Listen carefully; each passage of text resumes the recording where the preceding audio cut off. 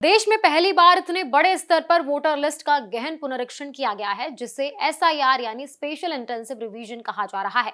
इस प्रक्रिया के बाद पूरे देश में करोड़ों लोगों के नाम वोटर लिस्ट से हट गए हैं। सबसे ज्यादा असर गुजरात और उत्तर प्रदेश जैसे बड़े राज्यों में देखा गया है। चलिए जान लेते हैं पूरी रिपोर्ट। देश में चुनाव आयोग ने वोटर लिस्ट को अपडेट करने के लिए जो बड़ा अभियान चलाया, उसे एसआईआर कहा गया। ये पहली बार है जब इतने बड़े स्तर पर पूरे देश में वोटर लिस्ट की गहराई से जांच की जा रही है। इस प्रक्रिया का मकसद साफ है, वोटर लिस्ट को सही और अपडेट रखना। तेजी से हो रहे शहरीकरण, लोगों का एक राज्य से दूसरे राज्य में जाना और कई जगहों पर पुराने रिकॉर्ड के कारण गलतियां पाई जा रही थी। इन्हीं समस्याओं को ठीक करने के लिए ये अभियान शुरू किया गया। अब तक की रिपोर्ट के मुताबिक देश भर में करीबन 9.5% मतदाताओं के नाम वोटर लिस्ट से हटाए गए हैं। ये संख्या लगभग 5,58,00,000 लोगों की है। ये आंकड़ा अपने आप में बहुत बड़ा है और दिखाता है कि वोटर लिस्ट में कितनी बड़ी गड़बड़ियां या बदलाव की जरूरत थी। इस अभियान का दूसरा चरण भी पूरा हो चुका है। इस चरण में 9 राज्य और 3 केंद्र शासित प्रदेश शामिल थे।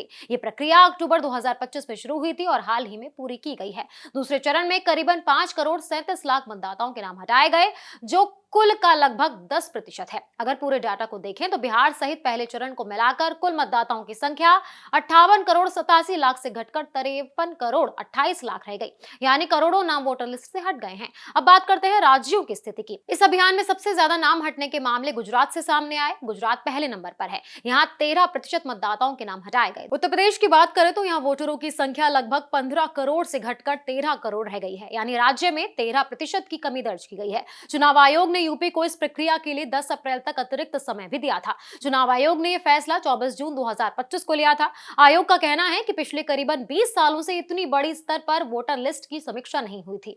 इसी बीच लोगों का पलायन और शहरीकरण तेजी से बढ़ा, इसलिए वोटर लिस्ट को अपडेट करना जरूरी हो गया था। इस पूरी प्रक्रिया में एक नई व्यवस्था भी लागू की गई, जिसमें मतदाताओं को 1 महीने के अंदर फॉर्म भरना जरूरी था। जो लोग फॉर्म नहीं भर पाए, उनके नाम ड्राफ्ट लिस्ट से हट सकते थे। कुछ मामलों में दस्तावेज भी मांगे गए, जिससे ये प्रक्रिया विवादों में रही। इस फैसले को लेकर सुप्रीम कोर्ट में चुनौती भी दी गई, जहां इसे लेकर बहस जारी है। कुल मिलाकर देखा जाए तो एसआईआर अभियान ने देश की वोटर लिस्ट में बड़ा बदलाव कर दिया है।